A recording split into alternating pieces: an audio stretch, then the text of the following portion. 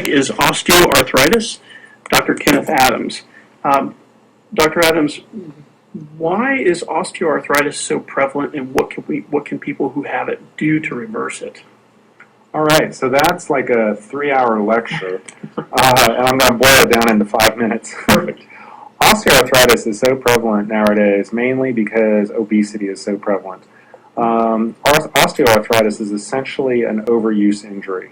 It occurs because we are consistently overloading a joint and causing increased use of that joint. So our body is a magnificent creation and incredibly well engineered for what it does. If you think about something as amazing as your shoulder, I mean, it has 270 degrees of range of motion in some planes and can accelerate an object to over 100 miles an hour. And if you extrapolate that throw, your arm is actually rotating at 7,800 RPMs per minute. Wow. So it's amazing things like that. But then when you take that amazingness, so your knees, for example, if you are walking upstairs, there is a point during the cycle where that single joint is supporting your entire body weight and then elevating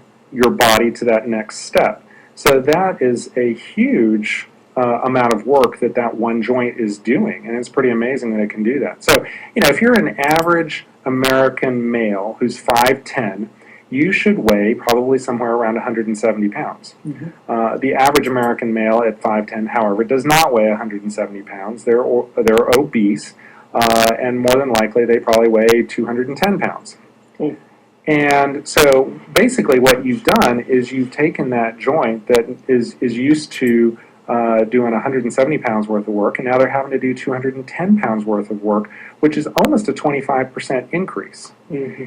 And so what you have done basically is you've taken a joint and added 25% more work that it has to do in a given day. And if you think about a joint, there's probably a finite lifespan that our joints have because of how they're made. And you just decreased that lifespan of that joint by 25% because you're having to do that much more work. Now, I'm just talking about the average individual who weighs 210 pounds. Now, let's say you get someone who's morbidly obese and they're 290, 300 pounds. Right. And you know plenty of those individuals out there. Yeah. Well, they just more than doubled the amount of work that joint has to do, essentially. Right. So over time, what happens is our joints, the meniscus, the cushioning between those joints gets worn out. You start having bone against bone. The bone gets injured. Bone regrows, but doesn't regrow in a normal way. So you end up having these, what we call osteophytes. So it's where an area of bone, because it's been damaged, has regrown in an abnormal way and creates a little spike or a little bump that causes your knee to track inappropriately. And you can see how very quickly this compounds the injury that is already occurring there. Mm-hmm. And what ends up happening then is someone who has osteoarthritis, because their knees hurt so bad all the time, they don't exercise. They don't even do the walking they were previously, and yet they probably are continuing their same food consumption. So it actually accelerates the weight gain, and increased weight gain accelerates the osteoarthritic process and increases the pain. So it becomes this vicious circle that you can very quickly see how someone can get up to 350 and say, but I haven't done anything different. I'm still eating the same amount, and yet I'm gaining weight so much quicker. Well, that's how it happens. So how do they reverse it? How does someone... Well, so osteoarthritis, especially if it's caught early, is something that I feel can be reversed. And the big things around reversing that, the biggest one is losing weight. I would say that the average individual who has osteoarthritis to the point that they're having to take medication for pain, if they could get their BMI below 25, their body mass index, which is a ratio of their height to weight, if they could get that under 25, I'm throwing out some rough numbers. I would say probably 75% of those people would not need any type of medication, would get rid of their knee pain entirely. My father-in-law, for instance, he was 275 pounds a year and a half ago.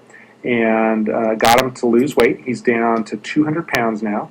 And he actually had to have his knee scoped. I wouldn't say emergently, but very urgently. He had this horrible knee pain. They had to go in and they had to cut some meniscus out, drain some fluid off his knee because he had damaged his knee from being so overweight. And his knee pain and his back pain, his osteoarthritic pain, is gone entirely. Wow. Because of his weight loss. Just by losing the weight. Just by losing the weight. And are there supplements that can help with that process? Well, so yeah, there's supplements that can help with weight loss, but I know your question is more around how do supplements help with osteoarthritic pain. And yes, there are absolutely supplements that help with osteoarthritic pain. The one that I recommend the most, and the one that I have received the most benefit from, is actually omega-3 fatty acids. It's kind of there's a surprising connection there that omega-3s actually work in the same pathway as COX-2 inhibitors. So the main COX-2 inhibitors that we're familiar with are medications like ibuprofen, Motrin, Celebrex, Mobic. Those are all COX-2 inhibitors. Those medications have side effects that omega-3s don't, in regards to renal function, your kidneys, in regards to GI upset or developing ulcers. Yeah. Those are all negative side effects that are very significant. People routinely die from the over-ingestion of medications like ibuprofen and Aleve. Wow. People bleed to death because of the ulcers that they create in their own stomachs. That will not happen with ingestion of omega-3 fatty acids. Gotcha. Okay, good. We'll end there.